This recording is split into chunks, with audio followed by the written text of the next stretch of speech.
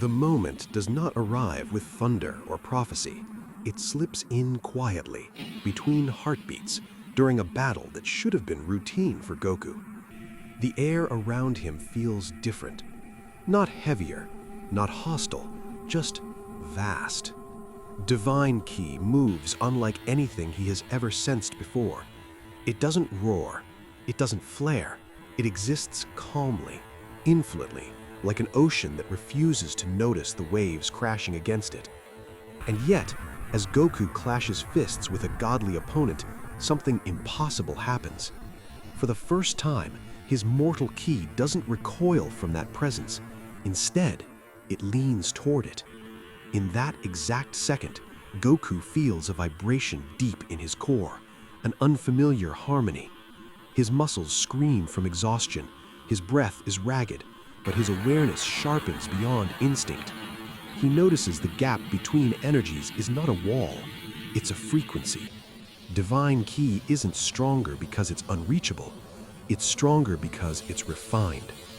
And refinement can be learned.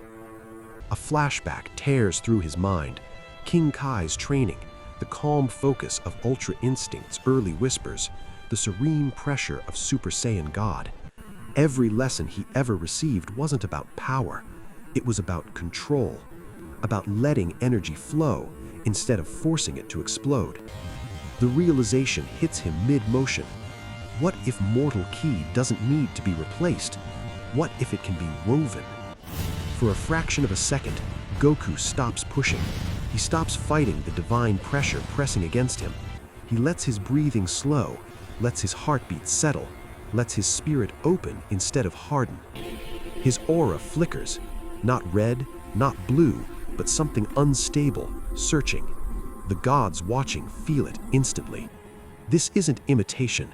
This isn't borrowed power. This is a mortal reaching out, not to steal godhood, but to understand it. And in that fragile, dangerous instant, the timeline shifts. Because Goku has just realized something the gods never expected a mortal to grasp. Divine Ki isn't beyond him. It's waiting to be absorbed. The moment stretches longer than it should. Goku's body trembles as two forces begin to overlap, mortal instinct and divine stillness colliding inside a single vessel. Pain blooms sharp and unforgiving, but beneath it lies clarity. His ki no longer bursts outward in wild waves. It tightens, smooths. Each movement becomes quieter, yet impossibly heavier, as if the universe itself is leaning into his fists. The gods feel unease. Not fear, recognition. Because Goku isn't draining divine ki, he's syncing with it, letting his mortal energy adopt its rhythm, its restraint, its endless patience.